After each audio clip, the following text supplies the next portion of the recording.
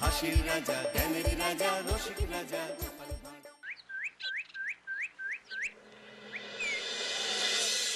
একই গিন্নি, এই কটা ভাতে কি পেট ভরবে?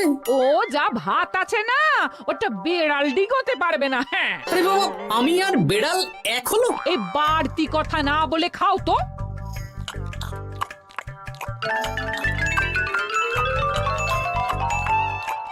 গিন্নি, পেটটা ভরেনি বুঝলে, তুমি আর এক হাঁড়ি ভাত বসাও।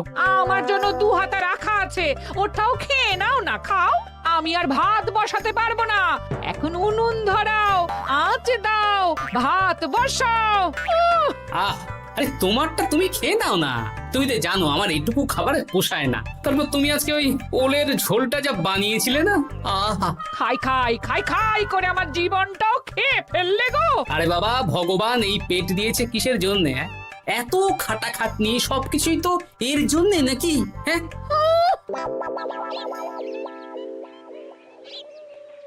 দাদু, অনেকদিন ভূতের গল্প শুনিনি, আজকে আমরা ভূতের গল্প শুনবো। বেশ, শোন তাহলে। আমাদের রাজ্যে আজ থেকে বেশ অনেক বছর আগে একটা খুব পেটুক লোক থাকতো। তোমার মতন পেটুক? বলতে পারিস, কিন্তু ওর গিন্নি ওকে ভালো মতো খেতে দিত না। তাই একদিন না খেয়ে খেয়ে অক্কা পায় আর ভূত হয়ে এদিক সেদিক ঘুরতে থাকে। তারপর কি হলো দাদু? তারপর তো সে এক মজার ব্যাপার। ভূতকে ওর গিন্নি চোখে দেখতে পেত না, তাই সেই পেটুক ভূত কিছুদিন পর থেকে গিন্নির উপর হুজ্জুতি শুরু করলো। কিরকম হুজ্জুতি দাদু? গিন্নি যা রান্না করতো সব চুরি করে খেয়ে নিত। এই এসব উল্টো পাল্টা কথা বলে আমাকে ভয় দেখাতে পারবে না। হ্যাঁ, এই যে তোরা চটপট খেয়ে নে, নইলে তোদের দাদু আবার ভাগ বসাবে রে। খা। আচ্ছা দিদা। এই শোনো না, তুমি আমার জন্যেও আরো কয়েকটা বেগুনি ভাজো। হ্যাঁ, এই তো একটু আগে 4টে বেগুনি আর 1 বাটি মুড়ি দিলাম। হ্যাঁ, আরে সেগুলো তো পেটের কোন কোনায় হারিয়ে গেছে গিন্নি। তুমি ভাবো আমিও হারিয়ে গেছি? বেশি খিদে পেলে নিজে রান্না করে খাও। আর সে তুমি না থাকলে আমি রান্না করেই খেতাম। দিদা, দাদু কিন্তু তোমাকে চলে যেতে বললো। কি বললে? আমি চলে যাব? আরে তাহলে তাই হবে। এই গুলটে, তুই এসব কি বলছিস বলতো? গুছিয়ে বিদায় নিচ্ছি। আরে আরে আরে, কোথায় চলে যেতে বললাম গিন্নি? হয়েছি আর না, আজকে আমি বাপের বাড়ি চলে যাব। হ্যাঁ, এই দেখো, আমি কোথায় চলে যেতে বললাম? তোমার মনের কথা আমি বুঝে গেছি। এই দেখো, থাকবো না এই পোড়ার মুখ সংসারে। যা। লক্ষ্মী সোনা রাগ করেছে। হাওয়া গরম আছে, চল এখান থেকে বেগুনি নিয়ে এখন কেটে পড়ি। আরে সামান্য ব্যাপারে রাগ করার কি আছে বলো তো? এবার নিজের সংসার নিয়ে নিজে থাকো, সারাদিন শুধু খাই খাই আর খাই খাই। নাও এবার ঠেলা সামলাও। ভুল করেও আমাকে বাপের বাড়িতে ডাকতে যাবে না বলে দিচ্ছি। যদি যাও তাহলে আমার থেকে খারাপ কেউ হবে না, এই বলে দিলাম। ওগো, তুমি আমায় ছেড়ে চলে গেলে গো, এবার আমি কার কাছে বায়না করবো গো?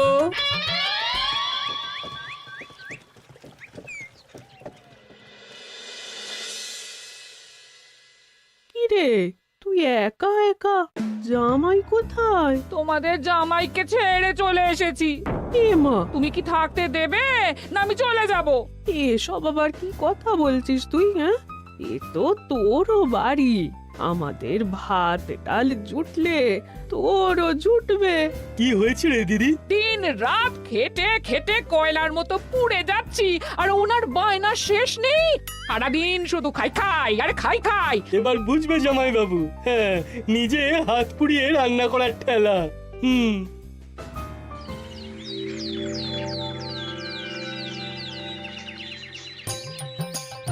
গোপাল দাদা, ও গোপাল দাদা, ও গোপাল দাদা, গোপাল দাদা, এ দরজা খোলো, মহারাজ ডাকছেন। এই রে, অনেক বেলা হয়ে গেল। আরে দরজাটা খোলো। যাচ্ছি যাচ্ছি। আরে আজকে তো গ্রামের সেচ প্রকল্প নিয়ে আলোচনা আছে, মহারাজ তাই তোমাকে ডাকছেন। মুখ হাত ধুয়ে যাচ্ছি।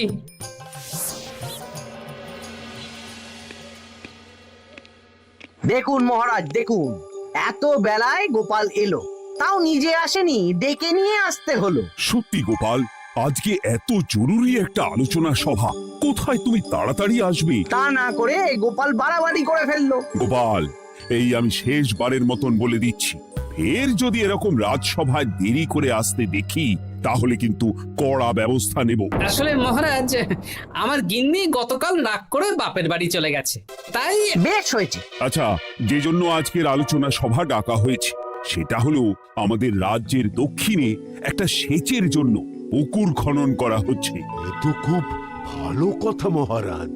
দক্ষিণের চাষি ভাইরা অনেক দিন ধরে জলের সমস্যায় ভুগছিল, এবার একটা সুরাহা হবে। কিন্তু এটার জন্য তোমাদের বেতন কয়েক মাস কম পাবে তোমরা। একি কেন মহারাজ? তোমার তো এখন একজনের সংসার গোপাল, তোমার আবার চিন্তা কিসে? তাহলেও সেচের জন্য পুকুর খোঁড়া হবে, তার সাথে আমাদের বেতনের কি সম্পর্ক? কারণ ভাড়ারের অবস্থা খুব একটা ভালো নয়, তাই আগামী 3 মাস তোমাদের বেতন 5 মোহর করে কম দেওয়া হবে। হ্যাঁ? হ্যাঁ নয় হ্যাঁ। আর ওই 3 মাসের কেটে নেওয়া বেতন চতুর্থ মাসের বেতনের সঙ্গে যোগ করে দেওয়া হবে।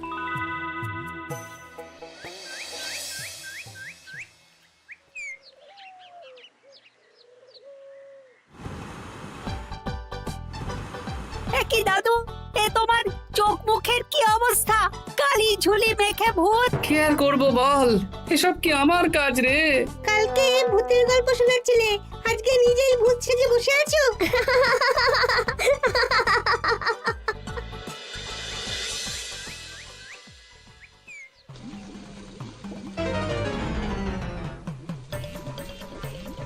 এই রে, ভাতগুলো পড়ে গেছে। দূর দূর দূর, এভাবে হয় নাকি? না, এবার থেকে ভোজনালয় থেকেই খাবার খেতে হবে। একার জন্য কে আবার রান্না করে? দূর দূর। কি গোপাল দাদা, তুমিও আমার মতন ভোজনালয়ে খাচ্ছ? আমার না হয় বাড়িতে রান্না করার কেউ নেই। আমারও নেই, যে ছিল সে ছেড়ে চলে গেছে। ভাই, আর একটু ভাত দেবে? গোপাল দাদা, ভাত আর হবে না গো, আরো কয়েকজন দৈনিক খদ্দের আসবে, তাদের জন্য রেখে দিয়েছি।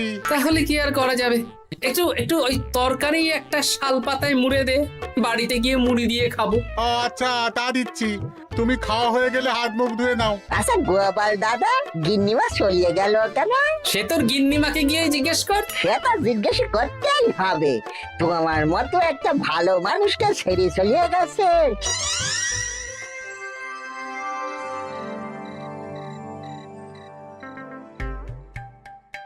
এসো এসো।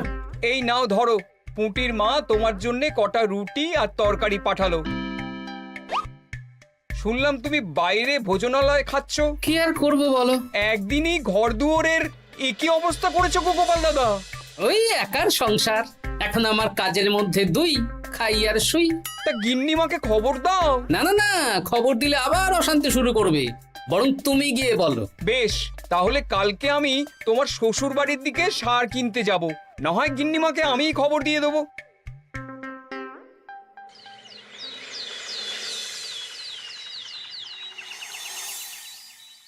বাড়ি ঘর গোছালো, তাতে আমি কি করতে পারি? এখন আমি আর ওই বাড়িতে থাকি না। হ্যাঁ, শুধু তাই না, গোপাল দাদা বাইরে ভোজনালয়ে তেল মশলা দেওয়া উল্টো পাল্টা খাবার খাচ্ছে গো। থাক, আমাকে এসব কথা শোনাতে আসবে না পুটির বাবা।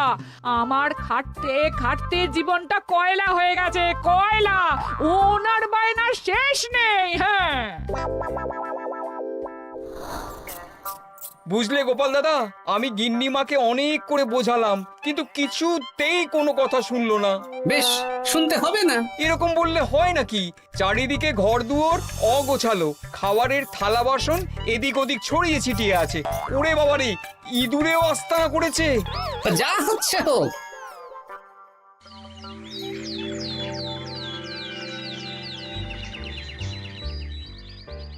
ভোলা, আটটা কচুরি দাও তো, ঝটপট খেয়ে রাজসভায় চলে যাব। এই নাও। ও গোপাল দাদা, শুনলাম নাকি গিন্নিমা বাড়ি ছেড়ে চলে গেছেন? হ্যাঁ, ঠিকই শুনেছো। তাই বাইরের খাবার খেয়ে কতদিন কাটাবে? এভাবে তো তোমার শরীর খারাপ করবে। ওই শরীরের নাম মহাশয়, যা সবে তাই সয়। রান্না বান্না করছো বাড়িতে? না, রান্না করার লোক নেই, আর আমার দ্বারা ওসব কালিঝুলি মাখাও সম্ভব না। দেখো গোপাল দাদা, এই রোজ রোজ বাইরের খাবার খাওয়া ভালো নয়। ভাবছি আরেকটা বিয়ে করব। হ্যাঁ, বলো কি? গিন্নিমা জানলে তো? জানলে জানুক, ও তো এখন আর আমার কেউ নয়। গোপাল দাদা আরেকটা বিয়ে করবে? না না না না না, গিন্নিমাকে বলতেই হবে ব্যাপারটা।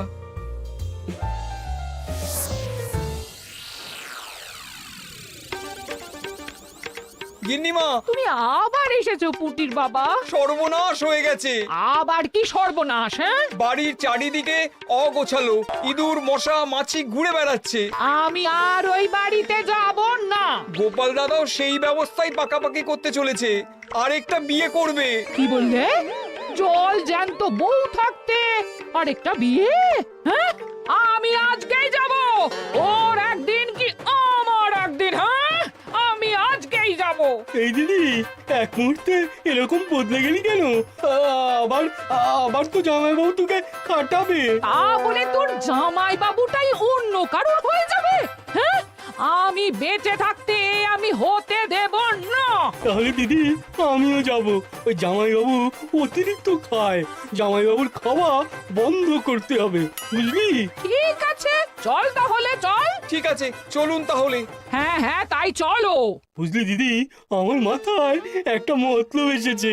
হ্যাঁ। কি মতলব শুনি?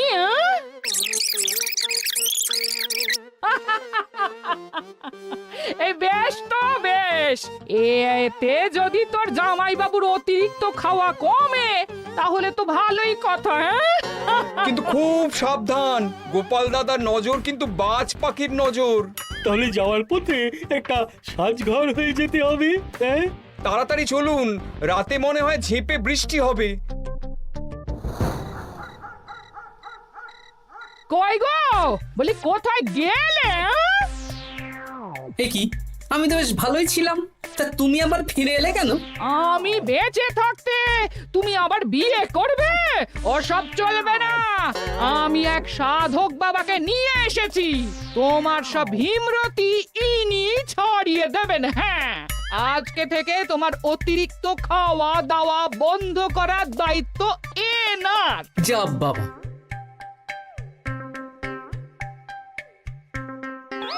কি করেছো গো? হ্যাঁ, ঘর দুয়ার তো পুরো শ্মশান হয়ে গেছে গো। এখন আবার তোমার ঘর তুমি পরিষ্কার করো। সে করছি, তুমি যাও বাজার করে নিয়ে এসো।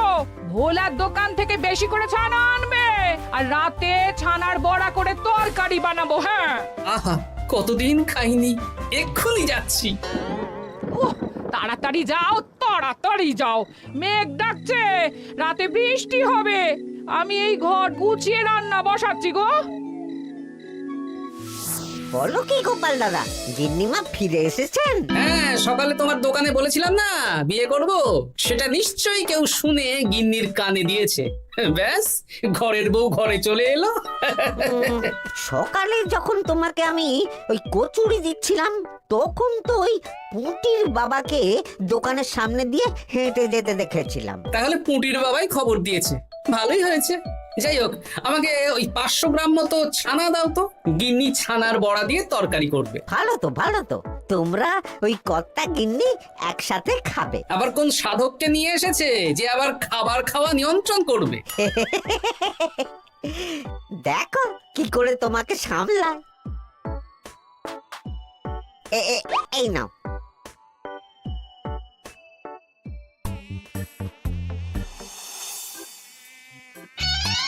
দেখি গিন্নি, আমার জন্য দুটো বড়া আর ওনার জন্য এতগুলো?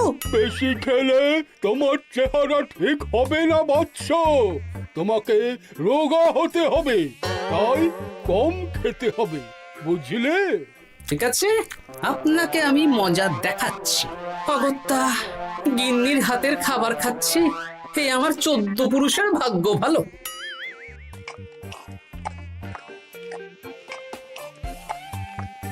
বাবা, আপনাকে আরেকটু তরকারি দিই বাবা? দে মা, দে। আমাকে দাও। একদম না, বলেছি না তোকে রোগা হতে হবে। হ্যাঁ, কি মশা রে তোদের বাড়িতে। আরে রে নকল গুফ, মশা যাওয়ার আগে আপনাকে আমি তাড়াবো। এই কদিন চারদিকে সব ছড়িয়ে ছিটিয়ে নোংরা করেছে, মশা মাছি এত তাড়াতাড়ি যাবে না। হ্যাঁ, আমার খাওয়া হয়ে গেছে, আমি উঠলাম। আপনি ভালো করে খান কেমন?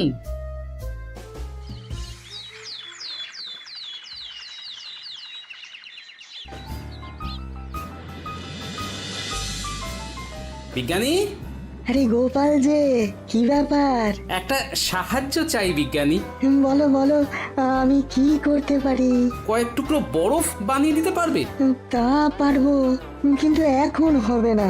তুমি বরং সন্ধেবেলার পর নিয়ে যেও, কেমন? খুব উপকার করলে বিজ্ঞানী। আমি ওটা বিশেষ মোড়কে তোমায় দেব, যাতে গলে না যায়। ধন্যবাদ বিজ্ঞানী, এখন তাহলে আসি।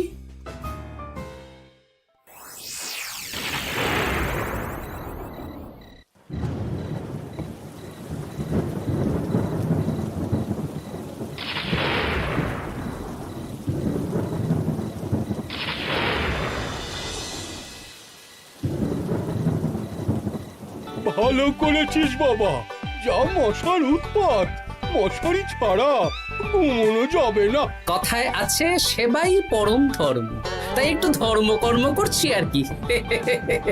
আপনি ঘুমিয়ে পড়ুন, আমরা ওই ঘরে গেলাম। হ্যাঁ,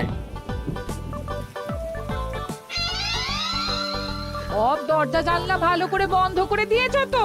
ঝেপে বৃষ্টি নেমেছে। হ্যাঁ হ্যাঁ, কোনো চিন্তা নেই, তুমি ঘুমো। আজকে অনেক খাটনি হয়েছে গো। হ্যাঁ, জয় ঠাকুর।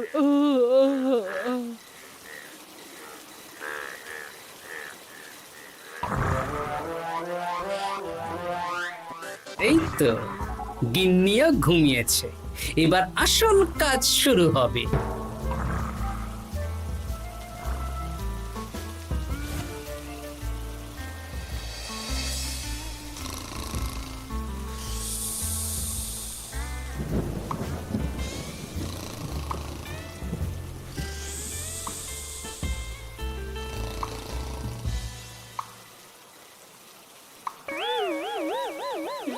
কি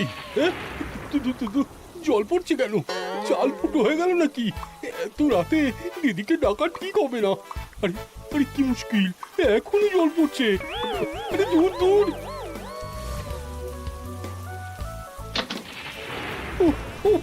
বাপরে বাপ।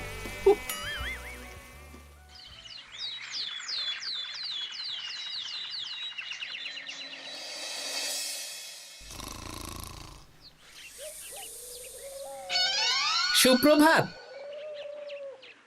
প্রভাত আর শো নেই। কেন? সারা রাত প্রথমে ভিজেছি, তারপরে মশার কামড় খেয়েছি। ভিজেছেন কেন? কি রাতে চাল ফুটো হয়ে জল পড়ছিল। খুব ঠান্ডা লেগেছে। একটু একটু মধু আর তুলসী পাতা দে, একটু খাই। এই দিচ্ছি বাবা। এ হতেই পারে না, কদিন আগেই তো চাল সারিয়েছি। ঘরের মধ্যে তাহলে জল এলো কি করে? ঠিক যেভাবে আপনার নাকের নিচে নকল গোঁফ এসেছে শ্যালক বাবু, ঠিক সেইভাবেই। এই রে, হয়ে গেল। দাড়িটাও তো নকল। না মানে আমি বুঝিয়ে বলছি গোপাল, তুমি তো একটু বেশি করে খাও, তাই আমি ভেবেছিলাম ওই তোমার যাতে খাওয়াটা একটু কমে, তাহলে আমার দিদির খাটনিটা একটু কমবে। খাটনি কমাতে তো আপনি আসেননি, উল্টে আপনি নিজের ছলে বলে খাচ্ছিলেন। অতিথি হিসেবে এলে নিশ্চয়ই খাওয়াতাম, কিন্তু এটা আপনি ঠিক করেননি। ওগো, ও তো আমার ভালোর জন্যই করেছে। তুমি আমার বিবাহিত স্ত্রী, ও এখন তৃতীয় ব্যক্তি, তুমি ওর কথা কেন শুনবে? হ্যাঁ, প্রথমে বাচ্চাগুলো মস্করা করলো, সেই শুনে তুমি চলে গেলে। ওরা তৃতীয় ব্যক্তি, ওদের কথায় কান দিলে তারপর পুঁটির বাবার কথা শুনে বিশ্বাস করলে আমি সত্যিই বিয়ে করছি। হ্যাঁ, সেই জন্যেই তো চলে এলাম। হ্যাঁ, এখানে পুঁটির বাবাও তৃতীয় ব্যক্তি, আর তারপর শ্যালক বাবুর কথায় আমাকে কম খেতে দিচ্ছ, আর উনিও তৃতীয় ব্যক্তি। ইয়ে, না মানে? হ্যাঁ মানে না মানে কিছু না। যখনই সংসারে স্বামী স্ত্রীর মাঝে তৃতীয় ব্যক্তি প্রবেশ করবে তখনই অশান্তি হবে। নিজেদের সমস্যা আমরা নিজেরাই ঠিক করে নেব। আচ্ছা গো আচ্ছা, ঠিক আছে, আর কোনো বাইরের লোকের কথা শুনবো না। এবার বলো তো, ছাদ থেকে জল পড়ার ব্যাপারটা কি? ওটা তো কাল রাতে মশারির উপরে বরফ রেখেছিলাম, আর সারা রাত ধরে বরফের জল শ্যালক বাবুর গায়ে পড়েছে। ছাদ ঠিকই আছে গিন্নি। হ্যাঁ নয় হ্যাঁ, কাল যখন খাবার খাওয়ার সময় দেখলাম আপনার গোঁফ খুলে যাচ্ছিল, আপনি ঠিক করলেন, তখনই একটা সন্দেহ হয়। ওরে ওরে গোপাল, আমি আর তোমাদের কর্তা গিন্নির মাঝে থাকবো না। আমি পালাই, আমি পালাই। ও, ও, ও, ও, ও, ও, ও।